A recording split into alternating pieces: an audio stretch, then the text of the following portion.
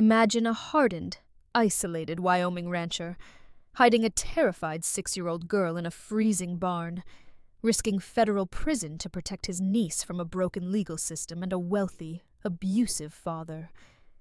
What happens when a strict, no-nonsense state official gets snowed in on his property, accidentally uncovers his illegal secret in the dead of night, and holds the absolute power to destroy his life?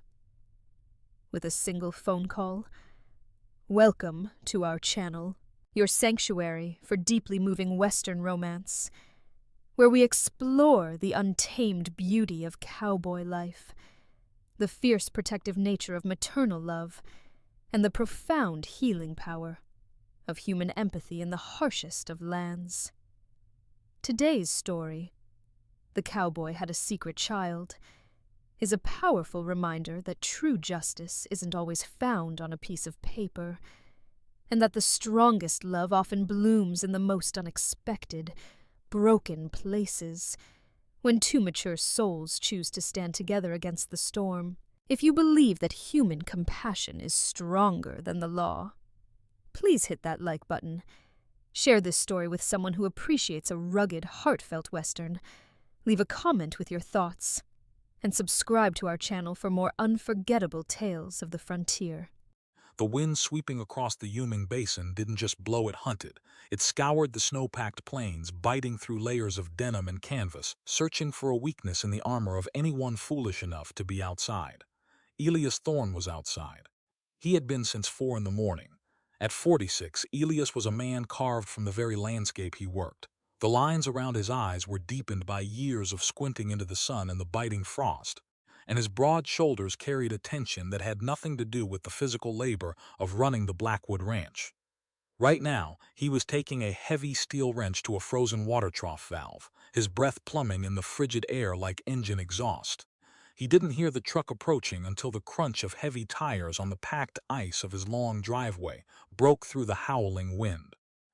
Elias stopped, the wrench in his gloved hand lowered. Slowly he straightened his back, feeling the familiar spike of dread twist in his gut. It wasn't the cold. It was the white 3/4-ton pickup truck crawling toward the main gate, bearing the official seal of the state agricultural department on its doors, an assessor he had known. This was coming. State mandated these inspections every few years to maintain his commercial grazing permits and the agricultural grants keeping the ranch afloat. He couldn't refuse them. To refuse was to invite more scrutiny, and scrutiny was the one thing Elias Thorne could not afford. Not now, not with what was hidden in the old barn at the edge of the tree line. Elias wiped his grease-stained gloves on his thighs and began the long walk toward the gravel lot, his jaw set so hard his teeth ached. He prepared himself for the usual battle. Bureaucrats were all the same. They walked onto a man's land with clipboards and entitlement, demanding access to every square inch, poking into corners they had no business being in. He would have to be an iron wall. The truck rolled to a stop near the main stables, the engine cutting off with a heavy shudder. For a moment nothing happened. The Wyoming wind howled around the metal chassis. Then the driver's side door pushed open against the gale. Sarah stepped out into the blinding white of the afternoon. She wasn't what Elias had expected. There was no pristine city slicker overcoat, no terrified shivering. She was in her early 40s, dressed practically for the bitter climate in a heavy, insulated Carhartt jacket, worn-in waterproof boots, and a thick woolen scarf pulled up to her chin.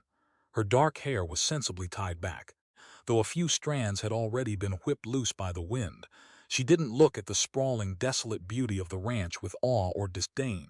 She looked at it with the evaluating, calm eyes of a professional who knew exactly what a harsh winter could do to a property. She turned, spotted Elias standing 20 yards away like a storm cloud, and reached back into the cab to pull out a thick, leather-bound portfolio. She shut the door with a solid thud and walked toward him. Her stride was steady, her boots finding purchase on the ice with practiced ease. "Mr. Thorne?" Her voice carried over the wind, clear, calm, and unexpectedly warm. Elias didn't move. He didn't offer his hand. He simply stood with his feet planted shoulder-width apart, blocking the direct path to the inner compound. "That's right, you're early." It wasn't a greeting, it was a challenge. Sarah stopped a few feet from him, respecting the invisible boundary he had just drawn in the snow. She didn't flinch at his tone. She simply offered a polite, professional nod. "Sarah Jenkins." Independent assessor contracted by the State Department of Agriculture, she said, tapping the portfolio against her side rather than forcing a handshake he clearly didn't want.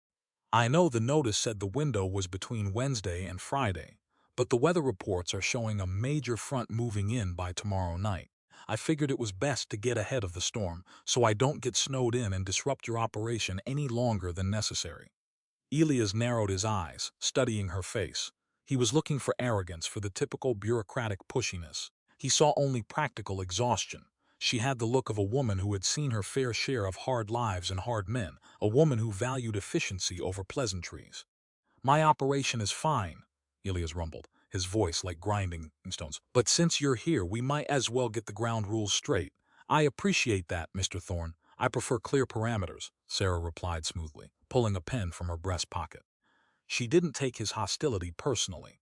In her 20 years of assessing properties, she had learned that when a rancher was this defensive, it usually meant they were barely holding on.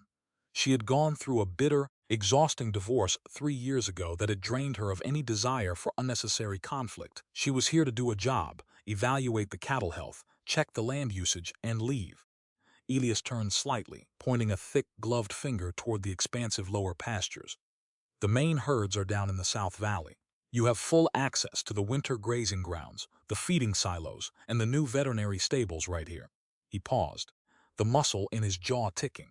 He had turned his body, physically placing himself between Sarah and the eastern edge of the property. But you do not go past the tree line, Elias said, his voice dropping an octave, carrying a warning so sharp it cut through the wind. He pointed toward a weathered gray structure situated near a heavy crop of pine trees, set far back from the main house. It was an old barn, its roof sagging slightly under the weight of the snow. That old structure is severely compromised. The foundation is cracked, and the loft is unstable. It's a safety hazard. Nobody goes in there. Nobody goes near it. Is that clear? Sarah followed his gaze to the old barn. She noted the heavy padlock on the front doors. She noted the way the snow around it was slightly disturbed, though the wind was quickly covering the tracks. More importantly, she noted Ilya's posture. His shoulders were rigid. His hands, still clutching the wrench, were white-knuckled. He wasn't just establishing a safety rule, he was defending a fortress. A younger, less experienced assessor might have bristled at the command. They might have quoted state law, asserting their right to inspect every structure on the designated plat map to ensure no diseased livestock were being quarantined improperly. They might have pushed back, demanding access just to prove they could. Sarah did none of those things. She looked back at Elias, her expression completely neutral. She didn't ask why an unstable barn needed a heavy-duty padlock. She didn't ask why he looked like he was ready to physically throw her off the property if she took one step toward those pine trees. She simply clicked her pen, opened her portfolio, and made a swift notation. Eastern barn and surrounding tree line are off limits due to structural hazards, Sarah said aloud as she wrote. She closed the portfolio and met his hard gaze with steady, unflinching eyes. Understood, Mr. Thorne. I have no interest in falling through a rotten floorboard. I'll restrict my evaluation to the South Valley, the main stables, and the active silos. Elias blinked. The sheer force of his prepared arguments hit a brick wall of total compliance. He had spent the last 3 hours preparing for a screaming match, preparing to threaten legal action, preparing to physically block her vehicle. Instead, she just agreed. That's it? Elias asked, the words slipping out before he could catch them. That's it, Sarah confirmed, offering a small, polite smile that didn't quite reach her eyes. My mandate is to evaluate the viability and health of your active commercial livestock and land usage. If you tell me a building is inactive and hazardous, I take your word for it and exclude it from the report. I'm not an OSHA inspector, Mr. Thorne. I am just here for the cows. The heavy silence that followed was broken only by the whistling wind.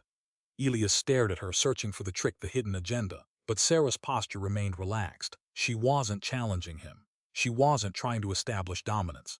She was simply respecting the boundary he had drawn. Slowly, the rigid tension in Elias' shoulders dropped a fraction of an inch. He gave a single stiff nod. The guest cabin is the small log building behind the main house, Elias said, his tone fractionally less hostile. It has its own generator and an old wood stove. Firewood is stacked on the porch. I assume you'll need a place to base your operations out of for the next 2 days.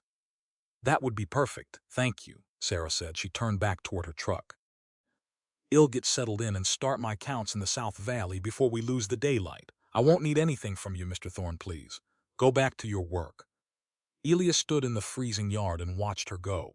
He watched as she efficiently hauled 2 heavy duffel bags out of the truck bed and carried them toward the guest cabin without complaining about the cold or asking for help.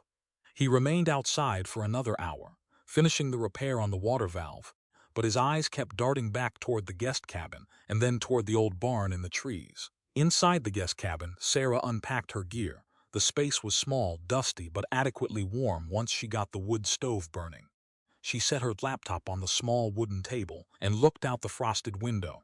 From her vantage point, she had a clear view of the ranch yard. She saw Elias Thorne standing by the water troughs, a solitary figure against the harsh white expanse. She had noticed his hands. When he had gripped that wrench, she had seen the way his knuckles trembled just slightly. It wasn't the tremor of the cold. It was the tremor of adrenaline. It was fear. Sarah poured herself a cup of lukewarm coffee from her thermos and sat down. She didn't know what Elias Thorne was hiding in that old locked barn. A man didn't guard a structurally unsound building with the fierce, terrified intensity of a cornered wolf. There was a secret on this property. But as she opened her spreadsheets and began to log the preliminary herd data, she made a conscious decision. It was none of her business. She had spent too much of her life trying to fix things that weren't hers to fix, trying to pry open locked doors only to get hurt by what was behind them. Her ex-husband had been a man of constant secrets, and the effort of unraveling them had nearly broken her. Now she valued peace above all else. She valued boundaries. If Elias Thorne had a secret in that barn, he could keep it. She would do her job, sign the paperwork, and drive back to the city. She would not be the one to break the fragile peace of this frozen sanctuary. Outside, the sun began to dip below the jagged peaks of the mountains, casting long, dark shadows across the snow. The wind picked up, howling a lonely song through the pine branches. Elias finally retreated to the main house, locking the heavy oak door behind him. The first night had fallen, the boundary had been set, and in the profound, icy silence of the Wyoming wilderness, 2 people who had spent their lives building walls around their hearts slept within a few hundred yards of each other, entirely unaware of the storm that was about to break. By nightfall, the weather forecasters were proven dangerously wrong. It wasn't just a storm front. It was a whiteout, a howling, violent blizzard that swallowed the Blackwood Ranch whole. Inside the small guest cabin, Sarah sat close to the wood stove, wrapped in a thick wool blanket. The walls groaned under the sheer force of the wind, and ice crystals were already forming on the inside of the window panes. At exactly 800 p.m., the lights flickered, hummed a dying note, and plunged the cabin into absolute darkness. The small backup generator outside had sputtered and died. Sarah exhaled, her breath instantly visible in the sudden chill. She waited 10 minutes, hoping Elias would notice the outage from the main house and come to reset the breaker or check the fuel line. But nobody came. The temperature inside the cabin was dropping with terrifying speed. At 20 below zero, freeze-out wasn't a matter of hours, it was a matter of minutes. Grabbing her heavy Carhartt jacket and a high-powered flashlight, she pushed the cabin door open. The wind nearly tore it from its hinges, throwing a sheet of blinding snow into her face. She waded through the knee-deep drifts toward the main house, shielding her eyes. "Mr. Thorne!" she shouted, but the wind snatched the words right out of her mouth. She pounded a gloved fist against a heavy oak door of the main house. No answer. The windows were dark, panic, cold and sharp, pricked at the edges of her mind. Elias wouldn't just leave his property vulnerable in a storm like this. Where was he? She turned, shining her flashlight across the desolate yard. That was when she saw it. Through the swirling vortex of white, a faint, unnatural glow was bleeding through the slatted walls of the old, forbidden barn by the tree line. Sarah hesitated. She remembered the fierce, unyielding look in Elias' eyes when he had drawn that boundary. Nobody goes near it. But the snow was rising, her cabin was a freezer, and a man missing in a blizzard was a dead man. Gathering her resolve, Sarah plunged into the storm, fighting her way toward the tree line. When she reached the barn, she found the heavy steel padlock hanging open against the freezing wood. The door was cracked slightly ajar, rattling in the wind. She squeezed through the gap, pushing the heavy wood shut behind her to cut off the screaming storm outside. The assault inside was immediate and heavy. Sarah clicked off her flashlight. The glow she had seen from the outside was coming from a small, industrial propane heater tucked into the far corner of the space. The barn wasn't abandoned. It was heavily insulated with rigid foam boards nailed hastily over the rotting walls. The air smelled of old hay, dust, and the sharp tang of medicinal vapor. "Elias?" she called out softly. No answer. She took a step forward, her eyes adjusting to the dim orange light of the heater. In the center of the clear dirt floor sat a makeshift bed, a mattress resting on wooden pallets, piled high with thick quilts. Something beneath the quilt shifted. Sarah froze. It was too small to be Elias. A quiet, ragged cough echoed in the quiet space, followed by a soft whimper. Every instinct of self-preservation told Sarah to turn around, walk back out into the blizzard, and pretend she had seen nothing.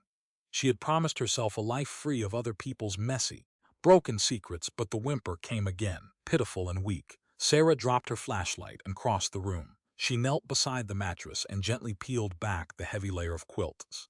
Laying there was a little girl, no older than 6. Her dark hair was matted with sweat, sticking to her flushed, burning cheeks.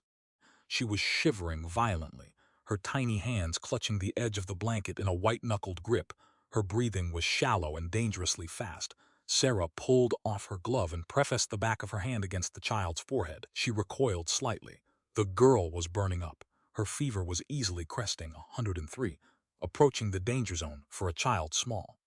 "Hey, there, sweetheart," Sarah whispered, her voice steady and soothing, despite the shock coursing through veins. "You're okay. I'm going to help." Suddenly the barn doors were kicked violently open. The wind roared into the space, bringing with it a towering figure covered in snow. Elias stood in the doorway, a heavy metal jerry can of diesel in one hand and a rifle slung over his shoulder. He had been out fighting the storm to keep the main generators running. When his eyes adjusted to the light and found Sarah kneeling over the bed, the world seemed to stop. The jerrycan hit the dirt floor with a heavy thud. Elias didn't speak. He moved with the terrifying speed of a cornered predator. In 3 massive strides, he crossed the room, grabbed the thick fabric of Sarah's jacket, and hauled her to her feet, violently shoving her away from the bed. "Get away from her!" Elias roared, his voice tearing from his throat, completely unrecognizable. He planted himself firmly between Sarah and the mattress, his chest heaving, his eyes wide and wild. He looked like a man pushed to the absolute brink of sanity. His hand drifted instinctively toward the strap of the rifle. "I told you," Elias breathed, his voice trembling with a lethal mix of rage and absolute terror. "I told you not to come in here. I will throw you out into the snow, so help me God. I will drag you off this property." He was expecting her to scream. He was expecting her to demand answers, to pull out her phone, to threaten him with the authorities. He was preparing for the fight of his life, ready to become the monster the world thought he was if it meant protecting the child behind him. Sarah stumbled back, catching her balance against a wooden support beam. Her heart was hammering against her ribs, but she looked at the massive, furious man standing before her and she didn't see a threat. She saw a father drowning in fear. She slowly raised her empty hands, palms facing forward. She didn't raise her voice. She didn't retreat, but she didn't step forward either. "Elias," Sarah said, her tone as calm and authoritative as still water, "look at me." He blinked, thrown off by her lack of panic. He was breathing heavily, his eyes darting frantically from her to the door and back again. "She is burning up," Sarah continued, her voice low, locking her eyes onto his. "Her fever is dangerously high. If we don't bring her temperature down in the next 20 minutes, she is going to seize, you know, right? You can see it." Elias flinched as if struck physically. He looked over his shoulder at the girl. Another ragged, wet cough shook the child's tiny frame. The fierce, terrifying anger drained out of Elias in an instant, leaving behind a hollow, desperate exhaustion. His shoulders slumped, and he covered his face with a trembling, calloused hand. The snow," he choked out, the words fracturing in his throat. "I couldn't get the truck out. The roads are gone. I only have adult Tylenol. I didn't know what to do." The confession was an agonizing surrender. He was handing her all his weapons. Shira didn't ask, "Who is she?" She didn't ask, "Why is she in a barn?" "I have a fully stocked pediatric medical kit in my truck," Sarah said, briskly, shifting immediately from a threat to an ally. "I have liquid ibuprofen, electrolyte packets, and fever-reducing strips. I'm going to run to my truck, and I am going to bring it right back here. Do you understand?" Elias lowered his hand. He stared at her, his eyes shining with unshed tears in the dim light. He gave a single jerky nod. Sarah sprinted out into the howling blizzard. She fought her way to her snow-buried truck, dug out her emergency medical bag, and fought her way back to the barn. When she returned, Elias was sitting on the dirt floor beside the mattress, holding the little girl's hand, looking completely helpless. Sarah dropped to her knees beside him. The unspoken pact between them shifted, thickening into something solid. She worked swiftly and silently. She measured out the exact dosage of liquid medication, gently coaxing the girl to swallow it. She pulled a basin from the corner, melted some clean snow on the propane heater, and began applying cool damp cloths to the child's forehead, neck, and wrists. Elias watched her. He watched her gentle, capable hands. He watched the way she spoke to the girl in a soft, melodic whisper, never once looking at him with judgment or pity. For 2 hours the storm raged outside, threatening to tear the roof off the old barn. Inside, the only sounds were the hum of the heater and the steady, rhythmic ringing of the damp cloth. Slowly, agonizingly, the flush faded from the child's cheeks. Her breathing deepened and evened out. The shivering stopped. The fever had broken. Sarah let out a quiet sigh of relief. She pressed her hand to the girl's forehead one last time, confirming the drop in temperature, then carefully pulled the quilts back up to the child's chin. She sat back on her heels and wiped her brow. Elias was sitting just a few feet away, his knees pulled up, his head resting against the wooden wall. He looked completely shattered, a fortress that had finally been breached. He turned his head slowly to look at her. He opened his mouth, but no words came out. He was waiting for the interrogation. He was waiting for her to pass sentence. Sarah simply stood up. She closed her medical kit, zipping it shut with a quiet sound. "Her temperature will stay stable now," Sarah said softly, keeping her eyes on her bag. "Give her another dose of the medicine in 6 hours. Keep her hydrated. If she spikes a fever again, you come find me immediately." She picked up her bag and turned toward the door. "Sarah." The gruff, broken whisper stopped her in her tracks. She looked back over her shoulder. Elias was staring at her, an ocean of gratitude and raw fear in his eyes. "Thank you," he managed to say. Sarah offered a small, tired smile. It was the truest smile he had seen from her yet. "Ill. See you in the morning, Mr. Thorne. We still have a lot of cattle to count." She pushed the barn door open and stepped back out into the freezing night, pulling the door shut behind her. She didn't demand the truth. She didn't need to. In the profound silence of that frozen barn, Sarah had chosen to become the only one who knew, and in doing so, she had given Elias Thorne the one thing he had been denied for years: the safety to simply breathe. The morning after the blizzard broke bright, cold, and blindingly clear. The looming sky was a sharp, bruised blue, and the snowpack glittered like shattered glass across the valley. The wind had finally died down to a whisper, leaving behind a silence so profound it felt heavy. Elias stood on the porch of the main house, a mug of black coffee cooling in his hand. He hadn't slept. Every time he closed his eyes, he saw the flashing lights of police cruisers cutting through the snow, coming to take Lily away. He stared out at the yard, bracing himself for the inevitable. He expected to see Sarah Jenkins packing her truck. He expected a confrontation, an ultimatum, or at the very least a barrage of questions he couldn't legally answer without burying himself. Instead, he saw her down by the lower pens, waist-deep in a snowdrift. Sarah was dressed in her heavy Carhartt gear, a clipboard in hand, methodically checking the tags on a cluster of yearling heifers. Her breath plumed in the freezing air as she made notes, her movements efficient and completely undisturbed. She looked exactly like what she was, a woman doing her job. Elias slowly walked down the shoveled path toward the pens, his boots crunching loudly in the pristine snow. His heart hammered a slow, heavy rhythm against his ribs. This was it. This was the moment she would turn around, cross her arms, and demand the truth. Hearing his approach, Sarah looked up. She shielded her eyes from the sun glare, her face flushed from the cold. "Morning, Mr. Thorne," she called out, her voice carrying easily in the crisp air. It was a perfectly normal, polite greeting. There was no edge to it, no hidden weight. Elias stopped by the wooden fence, gripping the top rail so hard his knuckles turned white through his gloves. "Morning," he swallowed hard, the words tasting like ash. "The storm, it was a rough one," Sarah agreed smoothly, writing a final number on her clipboard before clicking her pen shut, "but the south fence line held up beautifully. Your windbreaks did their job. I only counted 2 head, with mild frostbite on the ears, which is practically a miracle given the temperature drop. You run a tight ship here." Elias stared at her. She wasn't looking at the old barn and the trees. She wasn't looking at him with pity or suspicion. She was looking at the cattle. "That's it?" Elias asked, his voice rougher than he intended. The unasked question hung violently in the air between them. "Are we just going to pretend last night?" Sarah met his gaze. Her dark eyes were calm and impossibly steady. She understood exactly what he was asking. She understood the terror vibrating beneath his skin. "That's it," Sarah said softly. "The cattle look good, Elias." Now, if you don't mind, I need to take the truck into town. I need to file these preliminary numbers at the county annex, and running low on a few personal supplies, panic sharp and immediate, spiked in Elias' chest. Town. Town meant cell service. Town meant the sheriff's office. Town meant the Department of Child and Family Services. If she drove down that mountain, he had no control over what she said or who she spoke to. Every instinct screamed at him to block her truck, to beg her, to offer her whatever money he had left in the ranch accounts to keep her quiet. But he looked at her face. He remembered the gentle, capable way her hands had bathed Lily's forehead the night before.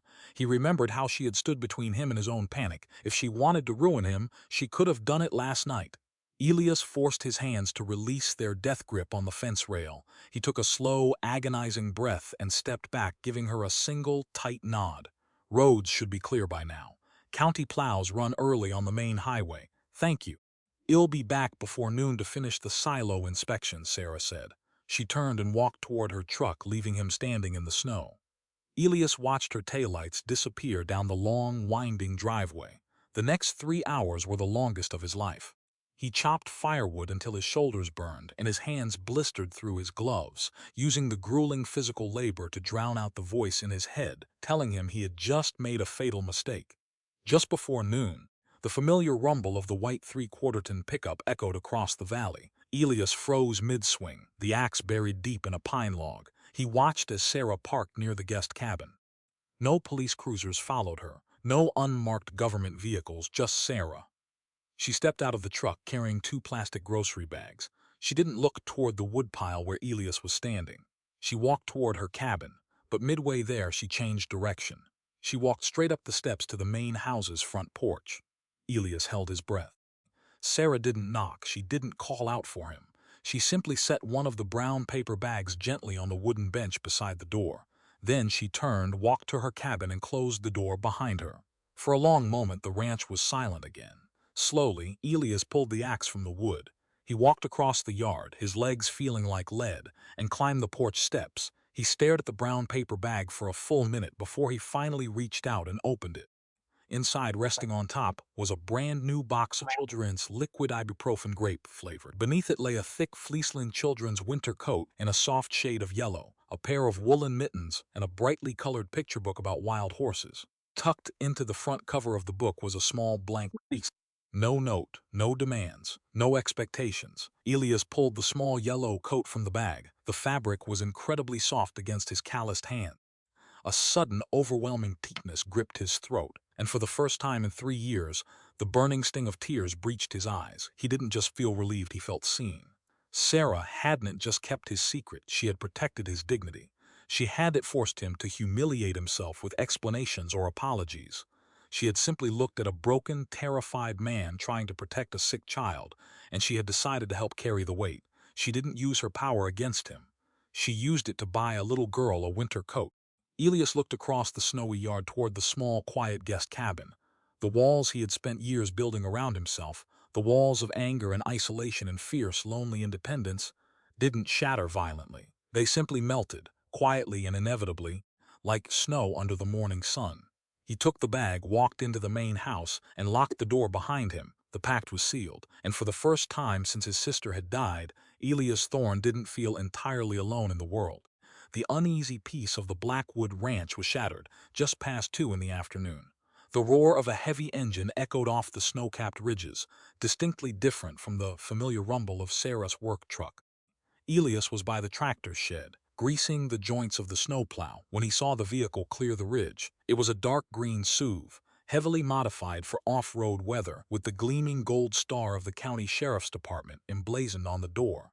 Elias felt the blood drain from his face, leaving a cold metallic taste in his mouth. He wiped his greasy hands on a rag, his heart hammering a frantic rhythm against his ribs. Sheriff Miller was not a man who made friendly house calls. He was a deeply suspicious, petty man who had never liked Elias' solitary nature, viewing the rancher's fierce privacy as a personal insult to his local authority. If Miller was here, it meant someone in town had talked. It meant there were whispers. Elias walked out to the center of the yard, placing his body squarely between the approaching SUV and the path leading to the house and the tree line. Every muscle in his massive frame was coiled tight, ready to spring. He was a man preparing for the end of his life as he knew it, The SUV crunched to a halt. The driver's side door opened and Sheriff Miller stepped out. He was a heavy-set man with a smug, self-satisfied smile permanently etched into his face. He rested his hand casually on his duty belt, his eyes immediately scanning the property, lingering far too long on the outbuildings. Afternoon, Elias Miller drawled, his boots crunching loudly on the packed snow as he approached. Hell of a storm we had. Just making the rounds, doing welfare checks on the outlying properties, making sure nobody froze to death out here in the middle of nowhere. I'm fine, Miller, Elias said. His voice was dangerously low. A gravelly rumble offered zero hospitality. Property is secure. You can check me off your list. Miller chuckled, a dry, humorless sound. He didn't stop walking until he was uncomfortably close to Elias, deliberately invading the rancher's personal space. Glad to hear it. Though I gotta admit, I heard a rumor down at the diner this morning. Some folks thought they saw a light up here in the old barn during the blackout. Figured I better take a look, Make sure you don't have squatters or vagrants holding up on your land. Elias's vision narrowed. The rag in his hand was twisted so tightly, his knuckles were white. There are no squatters on my land. I was out checking the generator. The property is private, Sheriff. Now, Elias, no need to get defensive, Miller said, his smile widening into something predatory. He took a deliberate sidestep, trying to look past Elias' broad shoulders toward the tree line. I'm just doing my job. It'll only take 5 minutes. I just pop my head into the house, take a stroll out to that barn, and be on my way. Miller took a step forward. Elias shifted, blocking him perfectly. The air between them instantly turned electric. Elias knew exactly what was happening. Miller was baiting him. If Elias pushed a sworn officer, if he even laid a finger on the man's chest to stop him, Miller would have the legal right to arrest him on the spot. He would be put in handcuffs, taken down the mountain, and the property would be searched. They would find Lily. They would hand her over to the state, and Elias would be powerless to stop it behind bars. Elias was a fraction of a second away from throwing the punch anyway. He was ready to sacrifice his own freedom for the possible chance of buying Lily time to run. Actually, Sheriff, you won't be doing any of that. The voice cut through the freezing air like the crack of a whip. It was sharp, clear, and dripping, with absolute, unquestionable authority. Both men turned. Sarah was walking briskly from the lower pens. She wasn't wearing her heavy coat, just a thick wool sweater over her collared shirt, holding her leather portfolio tightly against her chest. She didn't look like a woman caught in the middle of a tense standoff. She looked like a federal auditor who had just found a math error. Miller frowned, looking the stranger up and down. And who exactly are you, little lady? Sarah didn't flinch at the condescension.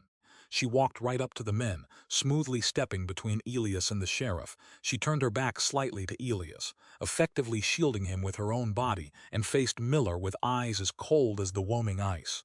Sarah Jenkins, State Department of Agriculture, contracted under the federal biosecurity mandate, Sarah said, her voice echoing loudly in the quiet yard. She flipped open her portfolio and pulled out a laminated identification card, holding it up just inches from the sheriff's nose. And unless you are wearing a level 3 Tyvek contamination suit and have a signed clearance from the USTA, you are currently standing in a restricted quarantine zone. Miller blinked, leaning back slightly. Quarantine zone? What the hell are you talking about?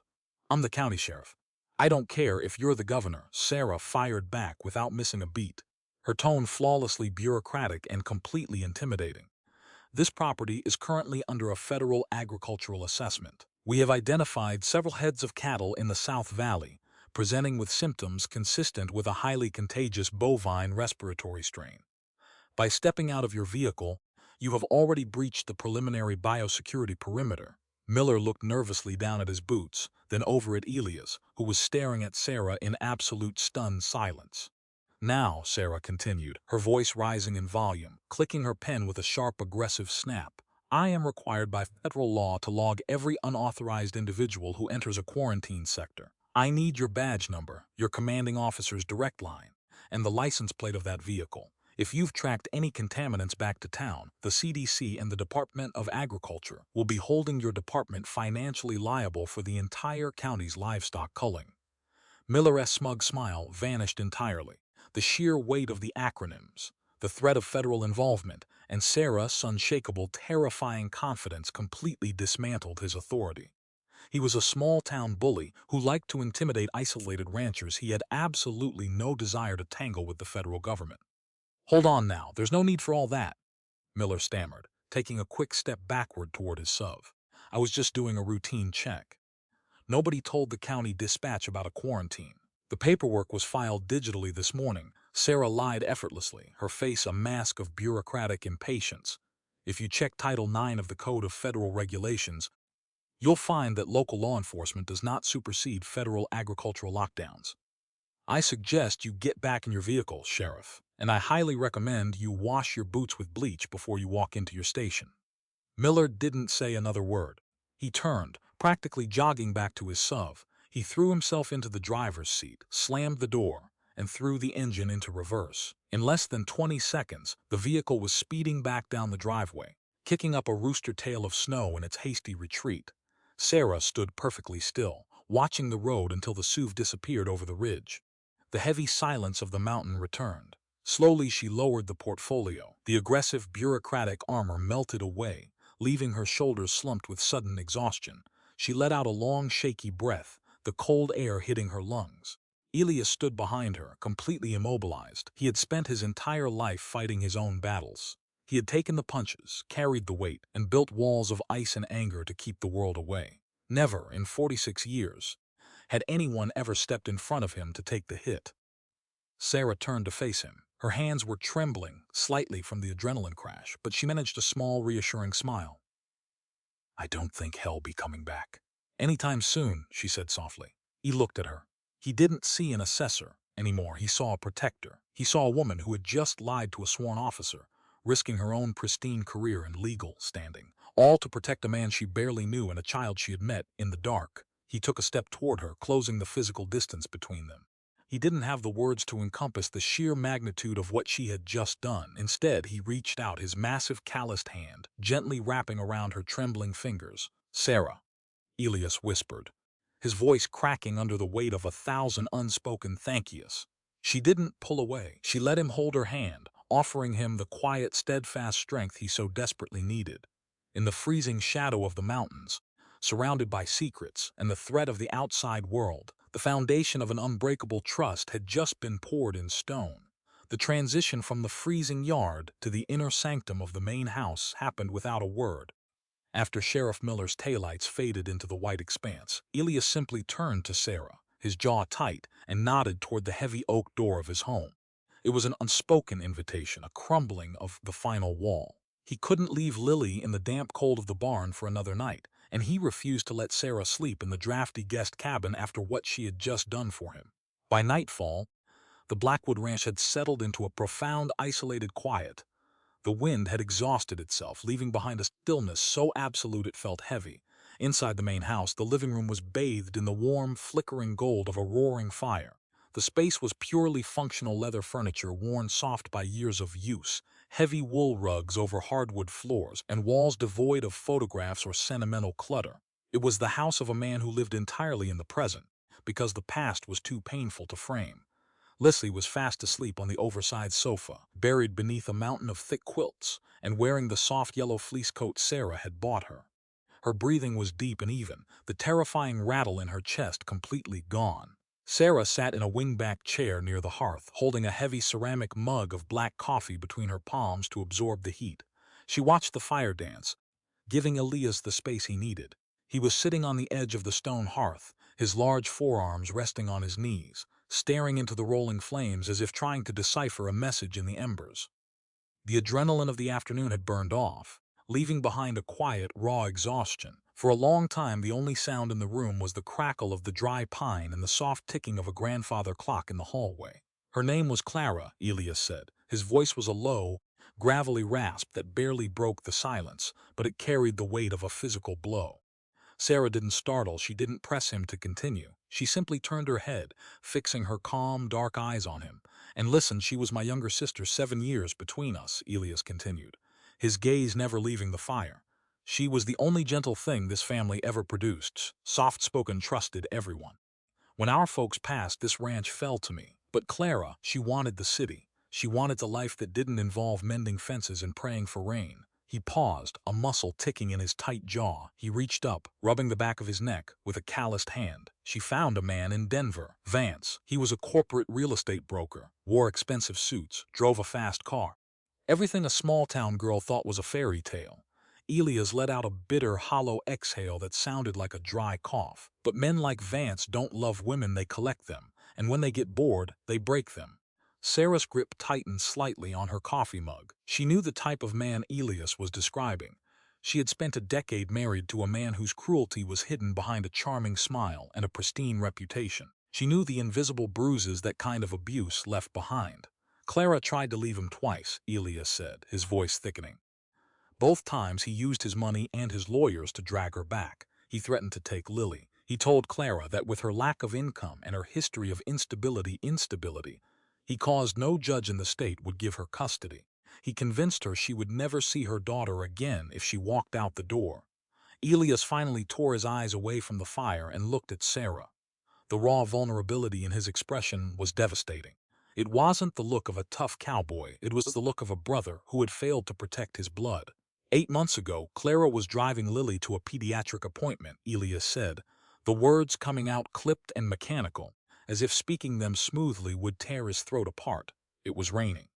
Semi-truck blew a tire on the interstate and crossed the median. Clara was killed instantly. Sarah closed her eyes for a brief second, a quiet breath escaping her lips. Elias, I'm so sorry. I drove down to Denver the next morning to collect my niece. Elias pressed on, the memory clearly burning him alive. Vance wasn't even grieving. He was already talking about life insurance policies. When I went upstairs to pack Lily's things, I found her hiding in a closet. She was terrified of him, Sarah, and when I picked her up, his voice cracked, the sound jagged and broken in the quiet room. When I picked her up, I found finger bruises bruised deep into her upper arms, the exact size of Vance's hands. The temperature in the room seemed to drop despite the roaring fire. Sarah felt a cold knot of fury tighten in her stomach. I didn't wait for a court order. Elias said, his posture straightening, a fierce, unapologetic light returning to his eyes. I didn't file a police report that Vance lawyers would just bury. I didn't let the system decide if a monster was a fit parent just because his name was on a birth certificate. I packed her clothes, I put her in my truck, and I drove straight into the mountains. I brought her home. He looked back down at his hands. Vance filed kidnapping charges. He told the courts, I was a dangerous, unstable recluse who stole his grieving daughter legally. I have no rights. I don't have guardianship. If they find her here, they will put me in federal prison, and they will give her back to him. That is why I locked the barn. That is why I was ready to kill the sheriff today. Elias stopped talking. The story was out. The ugliest, most terrifying truth of his existence was now lying bare on the rug between them. He braced himself for the inevitable reaction. He expected Sarah to lecture him on the law, to tell him that running away wasn't the answer, that he had made a terrible mistake by circumventing the legal system. Instead, Sarah set her coffee mug down on the wooden side table with a quiet, deliberate click. She stood up from her chair, walked across the short distance between them, and sat down right next to him on the stone edge of the hearth. She was close enough that he could feel the ambient heat of her body, close enough to smell the faint, clean scent of vanilla and cold mountain air clinging to her sweater. She didn't offer empty platitudes. She didn't tell him everything was going to magically be all right. You did exactly what a father would do, Sarah said softly. Elias' breath hitched. He turned his head to look at her, stunned. The law isn't always synonymous with justice, Elias, Sarah continued, her dark eyes holding his gaze with an unwavering, fierce loyalty. A piece of paper doesn't make a man a parent, and it certainly doesn't give him the right to hurt a child. You saw a little girl in danger, and you became her shield. You did the right thing. The immense, crushing weight that Elias had been carrying entirely on his own for 8 months suddenly fractured. Hearing someone else, especially a woman whose entire career was built on rules and regulations, validate his desperate choice was like drawing a full breath of air after nearly drowning. Sarah reached out, her hand gently covering his where it rested on his knee. Her touch was warm, grounding, completely devoid of pity. It was the touch of an equal. He won't find her here, Sarah promised, her voice a quiet, ironclad vow in the stillness of the room, and neither will the sheriff. You are not fighting this alone anymore. Elias looked down at her small hand resting over his scarred, weathered knuckles. He didn't pull away. Instead, he slowly turned his hand over, tangling his rough fingers with hers. He held on tightly, anchoring himself to her steady presence. They sat there together on the hearth as the fire burned down to glowing red embers, surrounded by the sleeping breaths of the child they had silently sworn to protect. There were no dramatic declarations of love, no desperate kisses born of adrenaline. This was something infinitely deeper. It was the profound, quiet intimacy of two adults who had seen the darkest parts of the world, choosing to stand back to back in the storm, finding an unexpected, beautiful sanctuary in each other. By Thursday morning, the brutal grip of the Wyoming winter had temporarily loosened its hold. The skies cleared to a brilliant, blinding azure, and the temperature crept just above freezing. The heavy icicles hanging from the eaves of the main house began to drip, a steady, rhythmic sound that signaled the thawing of the mountain passes. The main highway down in the valley had been cleared by the county plows, leaving a stark black ribbon of asphalt cutting through the endless white. Inside the guest cabin, Sarah closed the heavy brass zipper of her canvas duffel bag with an air of absolute finality. Sitting on the small wooden table was her leather portfolio. Inside it lay the finalized agricultural assessment for the Blackwood Ranch. The herd counts were perfect. The land usage was completely within federal compliance. She had officially excluded the old eastern barn from the report, citing severe structural hazards that made it unsafe for inspection. She had signed the bottom line, stamping it with her official state seal. Elias Thorne was fully cleared for his commercial permits and grants for the next 3 years. Her job was done. Sarah walked over to the frosted window and looked out at the yard. The snow was beginning to turn slushy in the direct sunlight. Over by the main stables, Elias was tossing fresh hay into the pens. A few yards away, bundled tightly in her new yellow fleece coat and a pair of oversized boots, Lily was building a lopsided snowman. The little girl was laughing, a bright, melodic sound that carried across the crisp air. Elias paused his work, leaning on his pitchfork, and watched his niece with a soft, unguarded smile that completely transformed his rugged face. An intense, painful ache bloomed in Sarah's chest. She wanted to stay after the profound, quiet intimacy they had shared by the fire 2 nights ago. The thought of returning to her empty, immaculate apartment in the city felt like a physical punishment. She had found something exceedingly rare on this frozen mountain, a man of genuine honor, and a feeling of absolute, unshakable safety. But as her eyes drifted from Elias to the gravel driveway, the harsh reality of their situation settled heavily over her. Parked near the cabin was her 3-quarter-ton truck, its doors emblazoned with the bright, highly visible seal of the State Department of Agriculture. It was a beacon. As long as that government vehicle was parked on Elias' property, it drew the eyes of every passing county plow, every wandering neighbor, and most dangerously, Sheriff Miller. Her continued presence as a federal contractor was an anomaly that would inevitably spark gossip in the small town below. People would start asking why a state assessor was lingering at the isolated Blackwood Ranch for a week. Gossip led to scrutiny, and scrutiny was the one thing Elias and Lily could not survive. To stay out of her own selfish desire for companionship would be to put a target directly on the child's back. Sarah picked up her duffel bag and her portfolio, stepped out into the biting morning air, and walked toward the main house. Elias saw her coming. The soft smile vanished from his face, replaced instantly by a tight, guarded expression. He drove the pitchfork into a bale of hay and walked out to meet her halfway across the muddy yard, his long strides eating up the distance. He looked at her packed bag, a muscle ticking rapidly in his jaw. "Roads are clear," Elias said, his voice a low, rough gravel. "It wasn't a question they are," Sarah confirmed, her tone perfectly steady despite the tightness in her throat. She handed him the leather portfolio. The assessment him the leather portfolio. I found already transmitted the digital copies to the county annex via satellite. Your permits are secure, Elias. You won't see another state auditor for at least 36 months. Elias took the portfolio. He didn't open it. His dark, intense eyes were locked onto hers, searching for a reason, a hesitating. You don't have to leave today, Elias said slowly, the words seemingly pulled from deep within his chest. It was the closest a man like him would ever come to begging. The guest cabin is yours, for as long as you want it. There's plenty of firewood. You could stay? Sarah felt a tear prick the corner of her eye, but she forced it back, maintaining a calm, resolute composure. She took a step closer to him, lowering her voice so the sound wouldn't carry to where Lily was playing. Elias, look at my truck, Sarah said gently. Elias frowned, casting a glance over his shoulder at the white state vehicle. I am a government contractor, Sarah continued, her voice laced with quiet urgency. My presence here is an official matter. If Sheriff Miller drives past the ridge and sees my state plates parked in your yard for another 3 days, he isn't going to think it's a romantic visit. He is going to think I found a quarantine violation. He's going to come back with a warrant and a federal marshal just to satisfy his own ego. Elias' chest stopped moving. The realization hit him like a physical blow. The fierce protective instincts that defined his entire existence flared instantly. He looked at Lily, then back at Sarah, the devastating truth settling over him.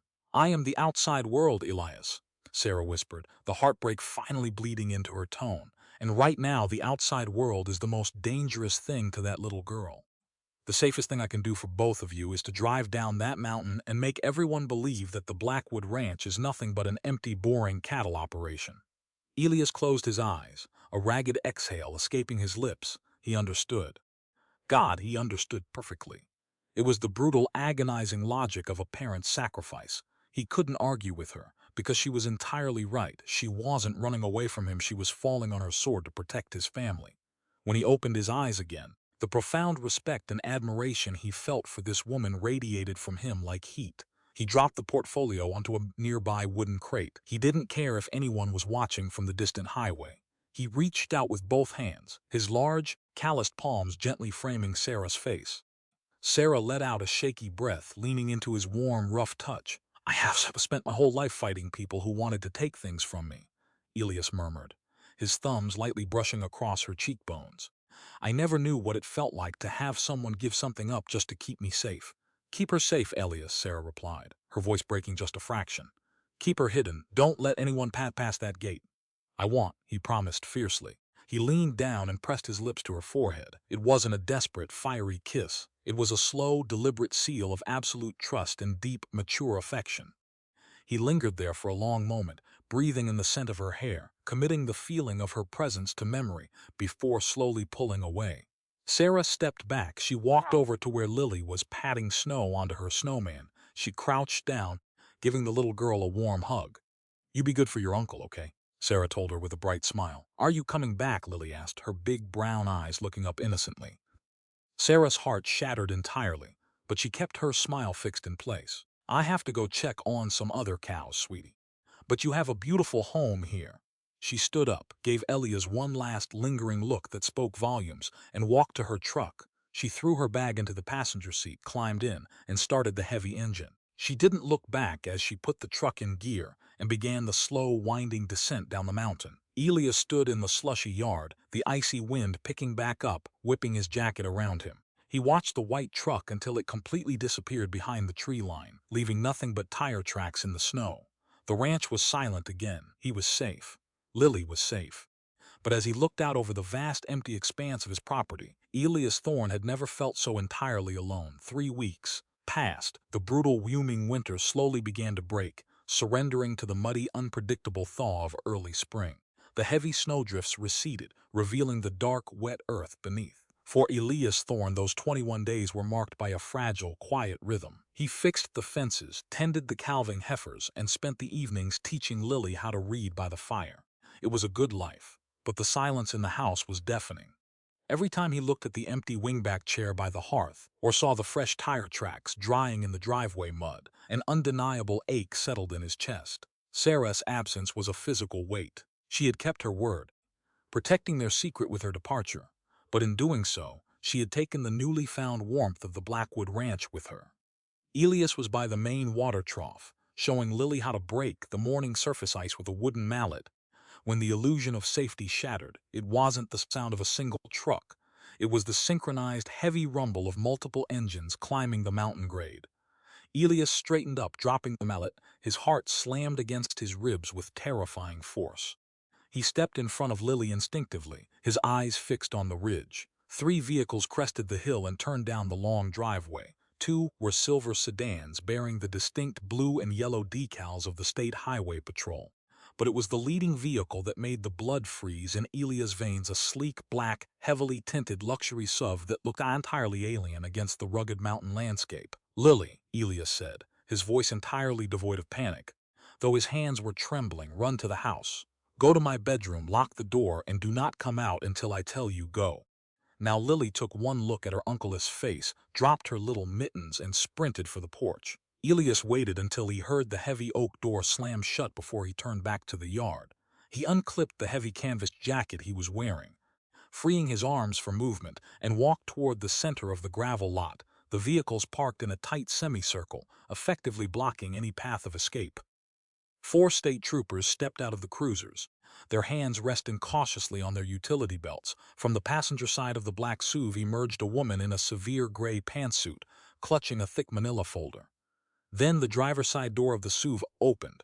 Vance stepped out into the Wyoming mud wearing a tailored Italian wool coat and expensive leather loafers. He looked exactly as Elias remembered, perfectly groomed, immaculately wealthy, and radiating a cold, sociopathic arrogance. He surveyed the muddy ranch yard with a look of profound disgust before locking his eyes on Ela.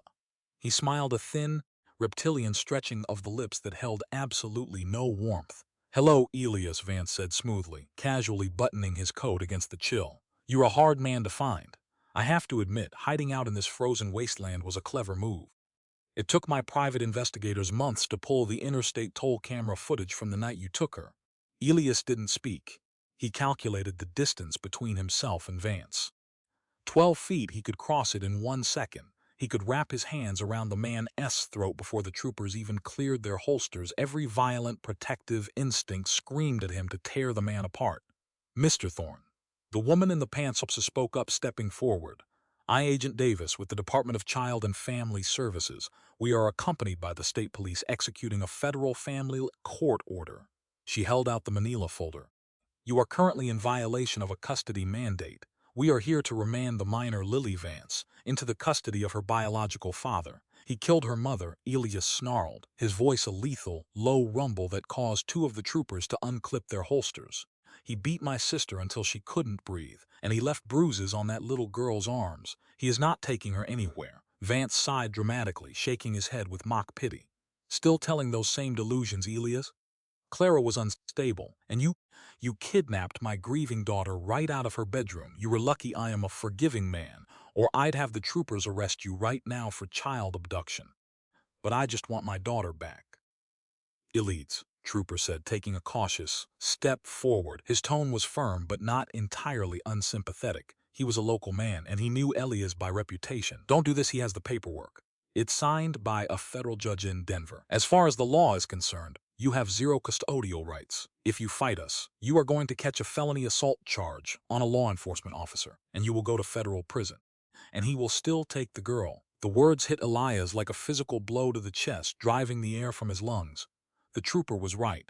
The brutal, unforgiving reality of the legal system had finally caught him. He had no paperwork. He had no money for high-powered lawyers like Vance did. If he threw a punch, he would be locked in a cage, and Lily would be left entirely unprotected, completely at the mercy of the monster standing in the yard. His physical strength, his isolation, his fierce independence, none of it mattered against a signed piece of paper. He was trapped. "Bring her out, Elias," Vance taunted, glancing at his gold wristwatch. "I have a flight to catch out of Jackson Hole in 3 hours." Elias closed his eyes. The agony that ripped through his soul was indescribable. It felt as though his heart was being torn from his chest by rusted hooks. He slowly raised his hands, showing his empty palms to the troopers, and turned toward the house. His legs felt like lead. Each step up the porch stairs was a mountain. He unlocked the bedroom door and found Lily hiding under the bed, clutching the yellow fleece coat Sarah had bought her. When she saw Elias' face, she started to cry. She knew. "Hey, little bird," Elias choked out, dropping to his knees and pulling her trembling body into his chest. He buried his face in her hair, breathing her in, feeling tears hot and fast tracking down his own weathered cheeks. "I need you to be brave for me. You have to go with them for a little while." "No!" Lily screamed, burying her face in his neck, her tiny fingers digging into his shirt. "Please, Uncle Elias. Don't let him take me, please. I won't let him keep you," Elias whispered fiercely into her ear, his voice trembling with an absolute, terrifying vow. "I swear to you on my life, Lily. I will come for you. I will tear the world down to come get you. Just hold on." B carried her out to the porch. Lily was sobbing hysterically, reaching out for Elias as the CPS worker gently but firmly took her from his arms. Vance didn't even look at his daughter. He just opened the door of the SUV. The troopers kept their hands near their weapons, watching Elias closely as the child was secured in the back seat. "Have a good life, Elias," Vance called out, climbing into the passenger seat. "Don't bother calling. We'll be moving back to the city." The doors slammed shut. The engines roared to life. Elias stood motionless in the freezing mud as the three vehicles turned around and drove back up the mountain pass, taking the only light in his life with them. The silence that fell over the Blackwood Ranch this time wasn't peaceful. It was the silence of a graveyard. Elias fell to his knees in the mud. He let out a ragged, agonizing scream that echoed off the indifferent mountains, a sound of pure, unadulterated heartbreak. But as the echo faded, the crushing despair began to harden. The grief crystallized into something cold, sharp, and infinitely dangerous. He couldn't fight Vance with his fists. He needed a weapon he didn't possess. He needed someone who understood the system, someone who wasn't afraid of the law. He needed Sarah, 300 miles away in downtown Cheyenne. The rain lashed against the floor-to-ceiling windows of Sarah's immaculate fourth-floor apartment. The city was a grid of concrete, neon, and relentless noise, a sharp contrast to the profound, aching silence of the Wyoming mountains. It had been 3 weeks since she drove her white state truck down the winding mountain pass, leaving the Blackwood Ranch behind. In that time, she had successfully filed her reports, attended her bureaucratic meetings, and seamlessly slipped back into her carefully constructed, risk-free life. Everything in her apartment was in its perfect place. The surfaces were dusted, the files were color-coded, and the heavy deadbolt on her door was locked tight. It was the epitome of safety. It was also completely, suffocatingly empty. Sarah sat at her kitchen island, a mug of lukewarm green tea resting next to a stack of new agricultural assessments. She tried to focus on the numbers, on the crop yields and zoning regulations, but her mind kept drifting. Whenever she closed her eyes, she didn't see spreadsheets. She saw a little girl in a yellow fleece coat building a lopsided snowman. She felt the rough, calloused warmth of a rancher's hands holding hers by a dying fire. She had done the right thing by leaving. She had removed the government spotlight from Elias' property, but the logical justification did nothing to dull the persistent, hollow ache in her chest. The sharp ring of her cell phone shattered the quiet of the apartment. Sarah blinked, pulling herself out of the memory. She glanced at the caller ID. It was a local number from the county annex office near the Blackwood Ranch, the same office where she had filed Elias' paperwork. Assuming it was a minor bureaucratic discrepancy, a missing signature or a mislabeled file, she swiped to answer. "Sarah Jenkins speaking," she answered, her voice slipping into its practiced professional cadence. "Sarah, honey, it's Brenda down at the county clerk's office." A woman's voice crackled through the speaker, breathless and thick with small-town gossip. "I know you closed out your contract with us a few weeks back, but I am looking at your finalized report for the Thorne property, and I just had to call you. Did you see anything strange going on up there?" Sarah's spine stiffened instantly, the professional mask slipped. Her heart gave a sudden, painful lurch against her ribs. "Strange? What do you mean, Brenda?" The property was fully compliant. "Well, it ain't about the cows." Brenda lowered her voice, the digital connection hissing slightly. "It says the talk of the town this morning. 4 state highway patrol cruisers and a slick black city SUV went flying up the mountain pass about 2 hours ago. They didn't stop in town, but Sheriff Miller got on the radio. They went straight to the Blackwood Ranch. Federal family court order, apparently. Miller said they pulled a screaming little girl out of Elias Thorne's house and handed her over to some rich fella from Denver. CPS was there and everything." The world tilted. The air in Sarah's apartment suddenly felt too thin to breathe. The mug of tea slipped from her fingers, shattering and against the hardwood floor, sending a spray of green liquid across the pristine white baseboard. She didn't even flinch at the noise. "Sarah? You still there, honey?" Brenda asked. "I'm here," Sarah whispered. Her voice sounded thin, as if it belonged to someone else. Did they arrest Elias?" "No," Miller said. "Thorne just fell to his knees in the mud. Let him take her without throwing a single punch. Everyone in town is shocked. We all thought Elias would shoot the first man who set foot on his porch, but they just packed the kid up and drove off. Anyway, I just thought it was crazy, seeing as you were just up there. Thank you, Brenda. I have to go." Sarah dropped the phone onto the counter. Her hands were shaking violently. She backed away from the kitchen island, her breathing coming in shallow, frantic gasps. They took her. The words echoed in her mind, a horrifying loop. Vance had found them. The monster in the tailored suit had tracked them down and used the law like a weapon, just as Elias had predicted. And Elias, a man who would have gladly fought an army with his bare hands, had surrendered to the state troopers to keep himself out of prison. solely so he could fight for Lily another day. Panic, dark and suffocating, rose in Sarah's throat. This was exactly what she had run away from. This was the messy, dangerous, emotionally devastating chaos she had sworn to avoid after her own divorce. Her ex-husband had used lawyers to drain her, to intimidate her, to make her feel entirely powerless. The thought of stepping back into a legal war zone, facing off against a wealthy, abusive narcissist like Vance, made her stomach violently churn. Every self-preservation instinct she had spent 3 years honing screamed at her to stay in Cheyenne. "It's not your family," the voice in her head whispered. "It's not fight. You are safe here. If you go back, you will get dragged into the mud, and Vance will destroy your career." She walked over to the floor-to-ceiling window, resting her trembling forehead against the cold glass, looking down at the safe, orderly city traffic below. She could just stay. She could mourn the tragedy from afar, send a sympathetic letter, and move on with her life. But then an image flashed in her mind. It wasn't the image of Elis as a hardened cowboy. It was the image of him sitting on the dirt floor of a freezing barn, utterly terrified, softly thanking her for saving his niece. She remembered the sheer, quiet dignity of a man who had sacrificed his entire life to protect a child that wasn't legally his. "I have spent my whole life fighting people who wanted to take things from me," he had told her. "I never knew what it felt like to have someone give something up just to keep me safe." Sarah stepped back from the glass. She looked around her flawless, empty apartment. The safety she had built wasn't a sanctuary, it was a tomb. What was the point of having power, of having a pristine professional reputation and federal credentials, if she only used them to protect herself? To know a profound injustice was happening to good people, and to simply look away was a betrayal of her own soul. The fear evaporated, replaced instantly by a cold, searing clarity. Sarah walked into her bedroom and pulled her canvas duffel bag from the closet. She didn't pack carefully. She threw in sweaters, jeans, and boots with ruthless efficiency. Next, she walked to her home office, opened a locked steel filing cabinet, and pulled out her personal checkbook and a thick, bound folder containing her own extensive notes and medical observations from the night of the blizzard notes she had deliberately left out of the official state report. She picked up her phone again. She didn't call Elias. Elias didn't need comforting words right now, he needed an army. Instead, she scrolled to a contact she hadn't spoken to in 3 years, Marcus Sterling. He was the most aggressive, cutthroat family law attorney in the state of Colorado. He was a shark in a tailored suit, the man who had ultimately dismantled her ex-husband in court. The phone rang twice before a smooth baritone voice answered. "Marcus Sterling." "It's Sarah Jenkins," she said.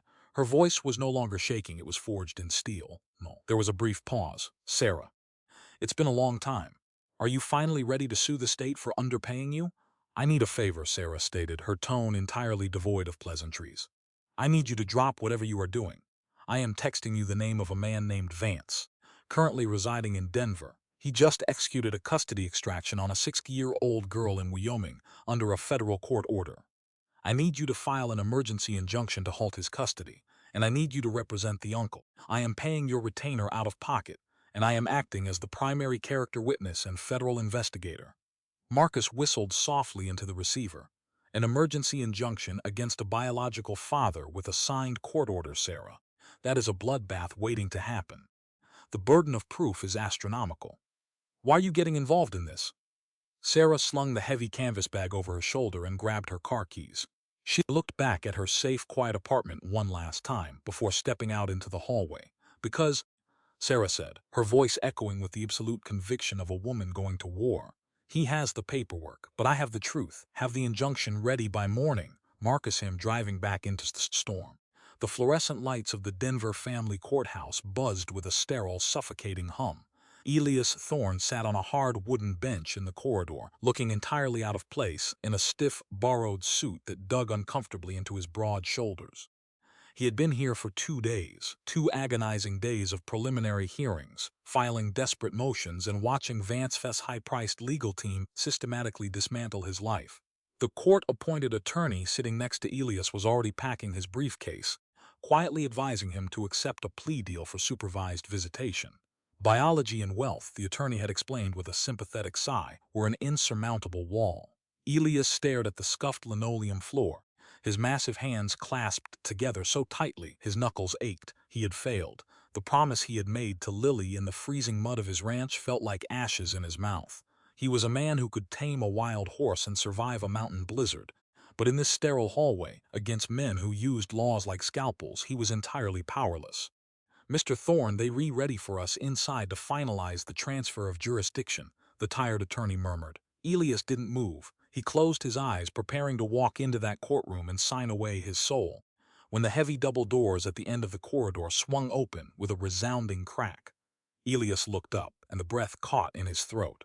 Walking down the center of the hallway was Sarah Jenkins. She wasn't wearing her insulated Carhartt jacket or waterproof boots. She was dressed in a sharp slate-gray business suit, her dark hair pinned back flawlessly, carrying a massive leather-bound binder. She looked like a general walking onto a battlefield. Flanking her was a tall, silver-haired man in a bespoke navy suit, carrying a sleek titanium briefcase, radiating the kind of ruthless, predatory confidence that Vance only pretended to have.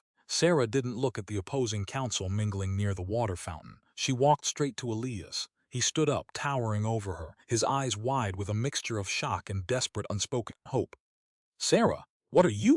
The words died in his throat as the silver-haired man stepped forward, smoothly handing Elias a thick stack of legal filings. "Elias Thorne," the man said, his voice a smooth, commanding baritone. "My name is Marcus Sterling. Ms. Jenkins has retained my firm to represent you in this custody dispute. Your previous counsel is dismissed. If you'll sign the bottom of that retainer, I am going to walk into that courtroom and legally crucify the man who took your niece." Elias stared down at the papers, his mind spinning. He looked back at Sarah. She stepped closer, closing the distance between them, and gently placed her hand over his. Her touch was warm, grounding him instantly in the sterile chaos. "I didn't file everything in my official report, Elias," Sarah told him, her voice low, fierce, and unwavering. She tapped the heavy binder she was holding.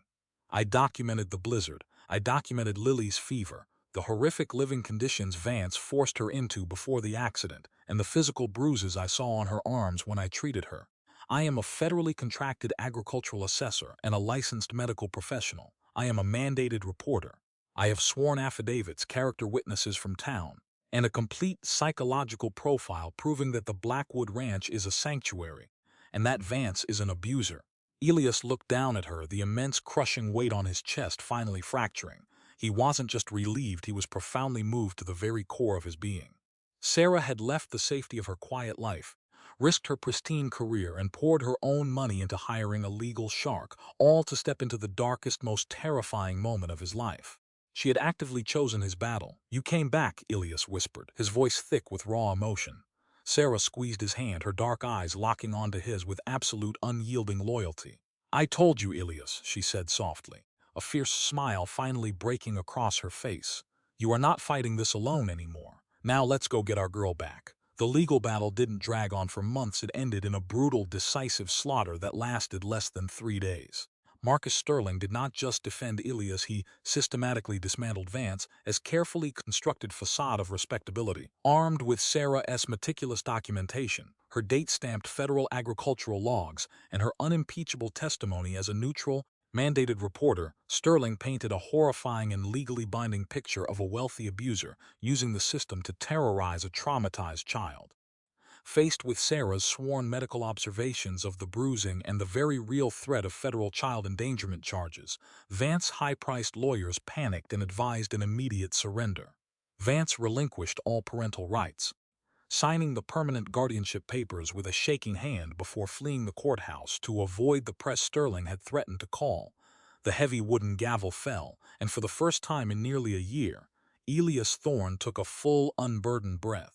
The nightmare was finally over. Lily was legally, permanently his. 2 months later, the harsh, unforgiving, huming winter had entirely surrendered to the vibrant, breathtaking bloom of early summer. The Blackwood Ranch was alive with the sound of grazing cattle, the buzzing of cicadas, and the rushing meltwater of the mountain creeks. But the most profound change on the property wasn't the season. It was the atmosphere. The heavy, suffocating silence of isolation that had once defined the ranch was completely gone. Sarah had not returned to her pristine, empty apartment in Cheyenne. Instead, she had requested a permanent occupational transfer to the local county annex, trading her safe city views for the rugged, unpredictable beauty of the mountain valley. She hadn't moved her things into the main house with grand, sweeping, romantic declarations or impulsive promises. They were mature adults who carried the deep scars of their pasts, and they chose to build their new life together with deliberate, profound intention and unwavering mutual respect. On a bright Tuesday morning, the three of them were down by the lower pastures. The old, rotting wooden fence that bordered the tree line, the very same boundary Elias had fiercely guarded during the blizzard, was finally being torn down and replaced. Elias stood in the tall, green prairie grass, his broad shoulders easily hoisting a heavy new cedar post into the freshly dug earth. He wasn't wearing the heavy, defensive armor of his anger anymore. His face was relaxed, the harsh lines around his eyes softened by a genuine, enduring peace. A few yards away, Lily was happily tossing clumps of dirt at the ranch dog, her bright, melodic laughter echoing off the valley walls. Completely free from the terrifying shadows of her past, she was safe, wild, and fiercely loved. Sarah walked over from the bed of her white state truck, carrying a heavy toolbox and 2 bottles of cold water. She handed one to Elias, her fingers lingering against his calloused skin. He leaned the heavy posthole digger against the wood and took the water, his dark, steady eyes meeting hers. There were no secrets left between them, no emotional walls left to scale. He reached out, his thumb gently tracing the line of her jaw, a quiet, everyday gesture of absolute devotion.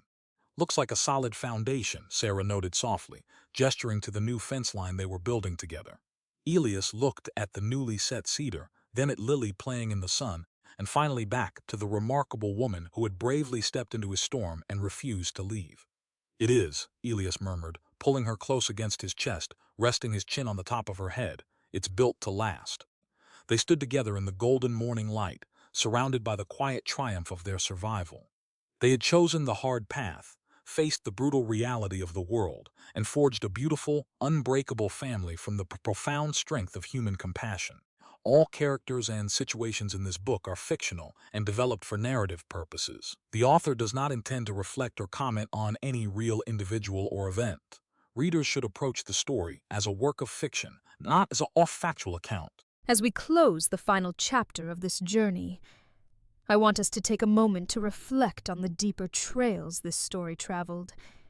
In the vast, unforgiving landscapes of the American West, survival has always depended on the strength of your shelter.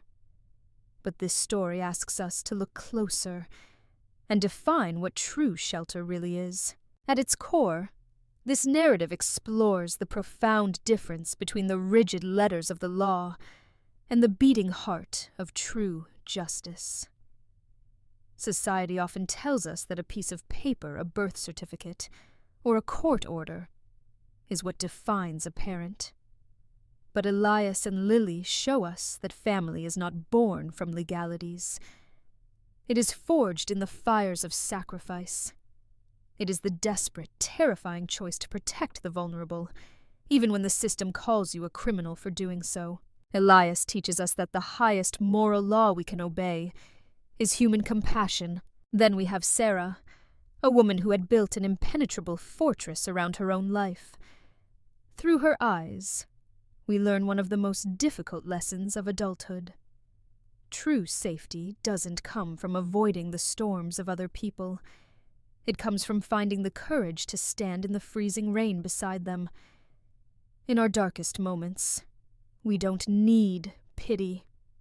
We need an ally. We need someone who will look at our heaviest, most dangerous burdens and quietly say, "You are not carrying this alone anymore." This is the essence of mature, lasting love. It isn't found in dramatic, reckless gestures. It blossoms in the quiet, profound moments of absolute respect, like keeping a devastating secret, or using your own privilege to shield someone who has lost their voice.